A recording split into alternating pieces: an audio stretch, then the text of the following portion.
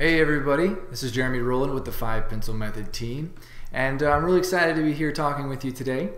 And we have a bit of a special presentation for you. I've got a chance to sit down with Daryl, and we're going to talk about his new series that comes out today. So Daryl, it's great to have you here, and thank you very much for your time. Hi Jeremy, and everyone. We want to talk a little bit about this new series, Daryl. It's a pretty exciting one. We've talked about it a bit in the last few videos we had to share. But you had a chance for the first time in Art Studio to sit down with your students and draw a cat from start to finish, moment by moment, all the details. So we want to talk a little bit about that. And my first question for you has to be, what is it about this subject that you were drawn to? What made you look at this photo reference and say, this is a great project for my students?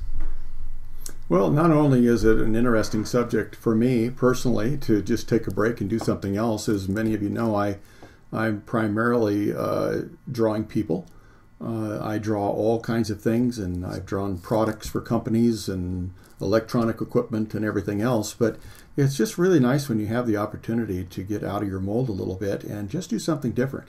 And I know a lot of the students and many people out there and on the internet have asked me if I ever draw animals. They're always interested in drawing animals. There's an awful lot of people that would like them to draw their cat or dog or pet for them. And so it's an opportunity for commissions as well. And yet, even though it's very forgiving, there's a lot of things that you don't have to worry about when you're drawing an animal, but you don't want to start thinking, well, it just doesn't make any difference whether I'm paying attention to characteristics or not. It really does.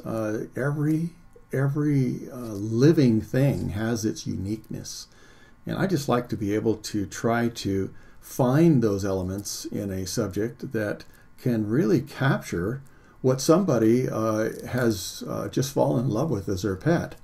And so there's a lot of people that would like to find out how to draw their animal subjects, I guess. But then they think, oh, it'll be so forgiving. And when they get into fur, fur is much more difficult than they may have anticipated.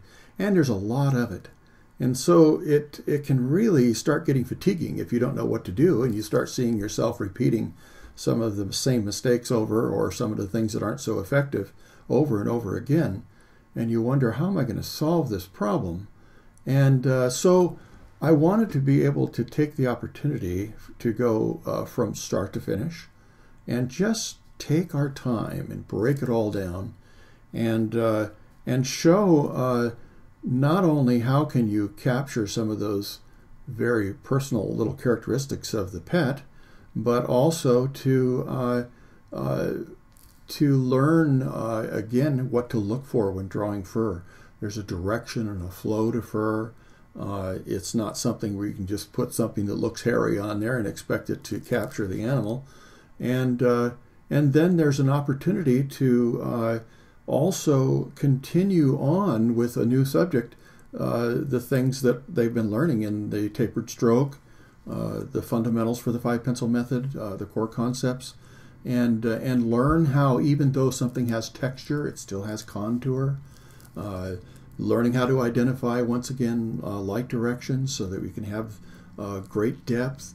Learning how to identify the fact that there's a clean edge to something and we want to be able to go past maybe part of the face and show something behind so that we can really start really displaying dimension. Something that you feel you can almost pet or touch, and it's going to be dimensional instead of just on a flat piece of paper. And again, isn't it wonderful? There's so many different things that we can draw on a flat piece of paper, and the advantages are just tremendous. You'd think it would be so limited, but we can actually create these illusions where we have this tremendous contour and personality and make something that's so compelling that somebody can't take their eyes off of it. And so we had a wonderful opportunity with this cat, not only to shift over and do a pet, but we were able to do a few other things too. We have this intense engagement with the eyes. It's a pretty symmetrical, and yet some variation, pretty symmetrical animal as it's looking straight at the viewer. And the eyes are so engaging, and yet it's not as difficult as it could be, drawing maybe from an angle, and yet maybe sometimes an angle can be forgiving in other ways. But it presented some opportunity to see symmetry, see how things lined up. We had the opportunity in this subject to do all kinds of things that we've been talking about for a long time, and just see how they relate, to a cat. And we had a chance not only to address fur and those elements that I talked about before, but we had a chance to incorporate just a little bit colored pencil. And so I introduced a colored pencil that I have used an awful lot, whether it's been by itself or in a mixed media situation, and that's Color-Ace. And Color-Ace is a very, it doesn't have any wax content. At least it's probably so minimal you wouldn't know it's in there. I really don't know the chemical makeup of the Color-Ace, but it is one of the, in my opinion, one of the best transitions from graphite to color pencil, and gives us that opportunity to just incorporate that little accent of color somewhere. So we had a chance to color the eyes, and yet it was still very compatible with graphite, the graphite we're so used to working with and we've learned so much about. And then we set the cat apart from the floor with a little bit of a hardwood floor, and naturally the nose has some color and value. And then we learned how to keep from being so bold that these elements, these color elements, become just almost gaudy and take all the attention. They're complements, and they bring an intensity, but we learned how to layer our colored pencils, and that we can develop a real effective color by maybe a combination of several colors to achieve what we want. And when you look at something like the cat's eyes and the floors, there's many colors within those parts of the subject. And so just learned again one more thing to be able to observe and get used to maybe a little variance in our media, a little new, I guess you would call it a different media, even though it's still a pencil. But these are all opportunities to keep progressing forward and to gain some confidence. And I think everybody enjoyed the cat a lot. The cat has been very popular. When I shared it on Facebook, it is one of the ones that gained probably the most attention, and I think the class was really proud of their cats. It was dubbed the lazy cat. Usually the students are usually the ones that name it, and each one of them had an opportunity to get feedback, and that also helps you gain some confidence, and it's such a satisfying thing to realize that you've actually accomplished as many of these things as possible to make it again that wonderful interest, that compelling drawing that so many are striving for. And we did use reference. It would be impossible for us to go ahead and draw something where everybody wasn't on the same page. And so it's really a great opportunity too for me to continue showing some of these important things that go into drawing a subject, so that when you go out and you want to draw something freehand, something from life, you're much more confident in being able to do that because you know what to look for in your subject. And I think the cat gave us that opportunity. And how can we do all that when we've got so much fur and all this hair, and how can we make that dynamic? And I've talked about that a few times. I think we even had a few special videos on how do you draw fur or hair, and there's some tricks in it that help it to become dimensional again and really demonstrate how light works, so that we don't have something that's superficial where we have a lot of dark lines and a light background because we don't know what to do past those lines. But we layer things, we gradually work things up from darkest to lightest, and and end up by having something that really registers well in our minds. So I'm probably getting carried away. I get excited about these subjects, and I think it's so much fun being able to relay these things to all of you out there and give you the opportunity to draw things you may never have been able to draw before, or improve your ability. Some of you are fantastic in your natural ability already, and it never hurts to be able to advance your skills. And so that's really satisfying for me, because I see people just growing all over, and all over the world, and having their ability just become very evident, to everybody. And you can't ask for more than to be able to grow in what you enjoy doing the most. And I want everybody to have fun drawing. So it really changes the equation. So anyway. Fantastic. And, like you said, that was one of the most exciting things about this series, was that you were able to take this cat drawing and show everybody step by step what to do. And it really did show. I was just looking at some of the student drawings today, and it was amazing to see what people were able to accomplish in such a short period of time. And like you said, I really think it has to do with the ability to sit down with you and take time and create what you've been able to create. Yeah, and then when you're learning very basic things, they aren't so basic, much more complicated and much more important than some may think.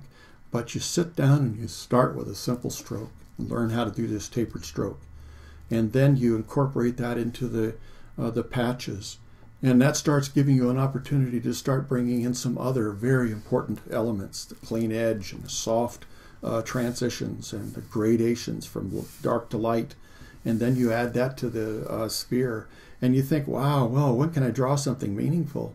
And yet you've been learning these fantastic base elements, these core concepts, these solid principles that now, whether you thought so or not, we can use on this cat. And it's really a lot of fun to realize that all those things you were learning when you were anxious to get on with an interesting subject were really what is going to make your subject really dynamic and something that people are going to want to see. Right, yeah. And like you said, those core concepts can be used whether you're drawing a cat, a person, whatever it may be. And everybody should start there. I think some people try to leap right to, even without any experience, they leap to a subject because it is going to be more interesting to them. And if they bypass some of those things, it really makes it difficult, because they still need to understand how and why things happen. And so glad for the opportunity to get those basics down, and I'll go over and answer those things as much as I can. When we were in this video, that's what I do all the time with any one of these subjects, is I constantly remind you, this is where we learn this, and this is how it applies here. This is when you'll see this starting to happen, and we've already learned that in these basic exercises. And look how similar this is from a human's face, to the cat, and vice versa. And from the sphere to something that has all this hair on it. And it's just great to be able to come in and just show you practically how you can apply all those fantastic things that I think you've learned. Let me ask you this. This was a different project than anything we've really ever done before. And you mentioned the Kohle erase pencils. You got to use those. You got to bring in the color for the first time. But were there any other special tools that you needed to create this project, or that someone else would need if they want to work on it? I wanted to mention this, that instead of having everybody using different materials and not knowing how to achieve certain things on some of those alternate papers and different pencils and things like that, it was really good for us to standardize things. And I suggested a paper I've been working on for quite some time, and it gives us a wonderful texture. It's a thicker paper. When you feel it, I think you'd notice that this 100-pound paper is quite substantial, and some of the papers that are offered as drawing papers are quite thin, and so this is also a soft paper in how easily you could make an indentation in it, but this is also a very good paper for drawing. It takes a lot of abuse in erasing. It has a wonderful random texture to it so that it complements many of the things, such as facial textures and things that are a little bit more random. And it's not that you can't draw on something else, but I think that that's one of the things. I'll just show you a few of the things that we use in the 5-pencil method, if you're interested. And one of them is this Strathmore Bristol. It's the 300 series. The problem with Strathmore is they put everything that they feel is under their 300 series umbrella, and they put it in this yellow cover. So you really have to look and watch and not just go for this yellow tablet. But this is an opportunity for you to then have the Strathmore Bristol vellum surface. Now here I got out of there because I wanted you to see the full tablet, and I wasn't thinking about the fact that this is the Strathmore 300 series Bristol vellum surface. It's not the smooth one. It's really important to know what paper to get, because we want the texture. We want to have that full spectrum of values that we can create by using this paper. I also have the 5 pencils, and let's see, better get those. On our videos, we color code them so that everybody knows what pencil, regardless of the brand, that I am working with at the time. And so our 4H we have designated as white, and that is the hardest pencil, and one that I almost always start with. It lays down a wonderful foundation. It helps you start, well, a foundation is something that allows you to start putting a good, nice, consistent tone of value to initiate the drawing. And it isn't so grainy as when you're using a soft pencil, and it shows all of the tooth, and all the white spaces in between. And then there's the 2H, which is the next in the steps of gradation. Here's the HB, which is right in between what we're using. And here's the 2B, and here's the 4B. We've colored it black. Now you won't find a set of pencils like this. It'd be nice if we could go ahead and make our own set, but this way, regardless of the brand you're using, you can at least know that this is always 4H, this is 2H, this is HB, this is 2B, and this is 4B. This is our middle one here. This is the HB, probably one that would be used, quite a bit because it's right in between. And coincidentally, the way they make up the gradation is they use 50% clay and 50% graphite when they make this, and this one has more clay and this one is more pure graphite, and that's how they get blacker or they get darker. So anyway, we have that, and then we have the great Kneaded Eraser, which is something that I have just valued like crazy. It's an opportunity for me to mold it, to extend it out so I can see where I'm touching the paper, to use it with finesse and yet be able to create clean lines when I'm removing the graphite. It helps me again to be able to just shift the value of something, to be able to lighten it up a little bit, even though I don't want to remove it entirely. It's just a wonderful, wonderful eraser. And it helps me gauge how I'm going to be putting my pencil onto the paper, because if I put it on too hard, this is going to be very difficult it's going to be very difficult to remove with your kneaded eraser. And so it helps me think about that and regulate how much pressure I'm using when I'm drawing, because I want to be able to utilize this. And then this is another important element. We have the brush, and this is a camel hair brush. I prefer it among any of the other brushes, and it's a flat brush. This is a 2-inch. You could probably get a 2.5-inch and be just fine. But the shape of this brush allows me to either use it, with just that corner on the full edge, or a little bit in the corner, as I'm placing it down like so. This gives me a broad stroke, and it helps me be able to not only brush the dust and maybe the particles from erasing and even graphite particles off. It also helps me to soften up some things. Instead of using a burnishing tool, I never use a tortillon. There's a time and place, I guess, for everything, but I don't like to alter my paper, and that's one of the things that I have about using a tortillon that I really don't care for, is to use it as a quick way of getting your drawing done, because it changes the texture. It lays down the tooth, it smashes it down, and it also distributes your graphite in a very inconsistent way and an unnatural way. I start finding that I can't create the textures I want with that. Well, this I can. And also when I use the tortillon, I can't get the graphite off of the paper. So that's one thing that I don't use. Like I said, I imagine there's a place where you could use something. If you were going to use something that is going to need to be softened up, you could use a Q-tip, or what people call earbud, if you needed to just soften maybe a little piece of a diamond in a jewelry, or a little corner of something.